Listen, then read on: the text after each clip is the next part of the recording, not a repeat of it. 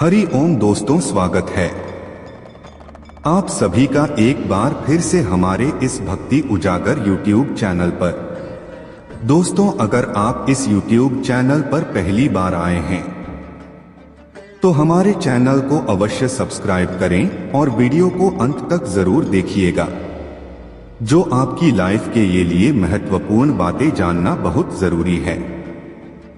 दोस्तों, आज हम आपको बताने जा रहे हैं क्यों किया महादेव जी ने मांस का भोग ग्रहण। चलो आए आपको बताते हैं इसके बारे में विस्तार से। अगर आप इस पवित्र कथा को सुन रहे हैं तो इसको अंत तक जरूर सुने। आप भोलेनाथ के भक्त हैं तो उनका अनादर मत कीजिए। एक गांव में भील नाम का शिकारी रहता था। एक दिन वह शिकार करने के लिए गांव से बहुत दूर शिकार ढूंढते ढूंढते घने जंगल में चला गया। घने जंगल में भील को शिव मंदिर दिखा। शिवलिंग पर फूल बेलपत्र का श्रृंगार किया गया था। इससे भील यह तो समझ गया कि कोई न कोई यहाँ रहता है। भील मंदिर में थोड़ी देर के लिए ठहर गया। बैठे बैठे कुछ समय बाद अंधेरा होने लग गया। रात हो गई, लेकिन मंदिर का कोई पहरेदार आया ही नहीं। भील को शिवजी की सुरक्षा की चिंता होने लगी। उसे लगा कि सुनसान जंगल में यदि शिवजी को रात को अकेला छोड़ दिया तो कहीं जंगली जानवर इन पर हमला न बोल दें। उसने धनुष पर बाण चढ़ाया और प्रभु की पहरेदारी पर जम गया। उस दिन भील को कोई भी शिकार नहीं मिला और श्रद्धा भाव से शिव जी की पहरेदारी में डटा रहा।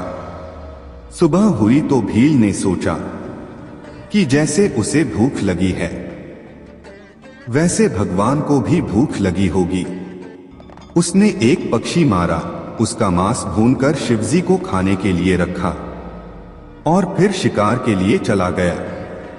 शाम को वह उधर से लौटने लगा तो देखा कि फिर शिवजी अकेले ही हैं।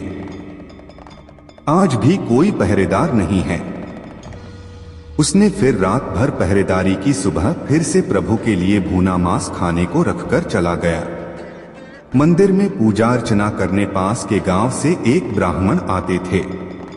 रोज मांस देखकर वह दुखी थे। उन्होंने सोचा उस दुष्ट का पता लगाया जाए जो रोज मंदिर को अपवित्र कर रहा है। अगली सुबह वह पंडित जी हल्का उजाला होने से पहले ही पहुंच गए।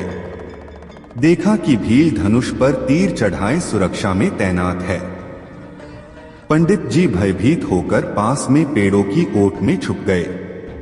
थोड़ी देर बाद भील मांस लेकर आया और शिवलिंग के पास रखकर जाने लगा। ब्राह्मण के क्रोध की सीमा न रही। उन्होंने भील को रोका। अरे मूर्ख, महादेव को अपवित्र क्यों करते हो? भील ने भोलेपन के साथ सारी बात कह सुनाई। ब्राह्मण छाती पीटते उसे कोसने लगे। भील ने ब्राह्मण को धमकाया कि अगर फिर से रात में शिवजी को अकेला छोड़ा तो वह उनकी जान ले लेगा। ब्राह्मण ने कहा, मूर्ख, जो संसार की रक्षा करते हैं उन्हें तेरे मेरे जैसा मानव क्या सुरक्षा देगा? लेकिन भील की मोटी बुद्धि में यह बात कहाँ आती। वह सुनने को राजी न था और ब्राह्मण को शिवजी की सेवा से जी चुराने का दोष लगाते हुए दंडित करने को तैयार हो गया।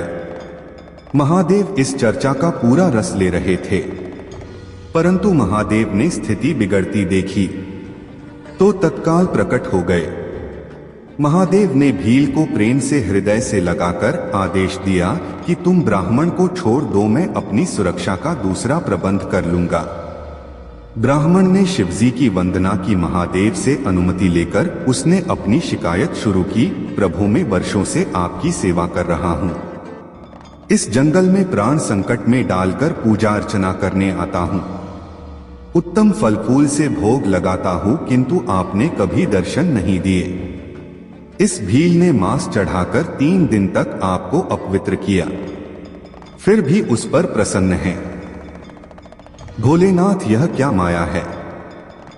शिवजी ने समझाया, तुम मेरी पूजा के बाद फल की अपेक्षा रखते थे, लेकिन इस भील ने निस्वार्थ भाव से सेवा की। इसने मुझे अपवित्र नहीं किया। इसे अपने प्रियजन की सेवा का यही तरीका आता है। मैं तो भाव का भूखा हूँ, इसके भाव ने जो तृप्ति दी है वह किसी फल मेवे में नहीं है।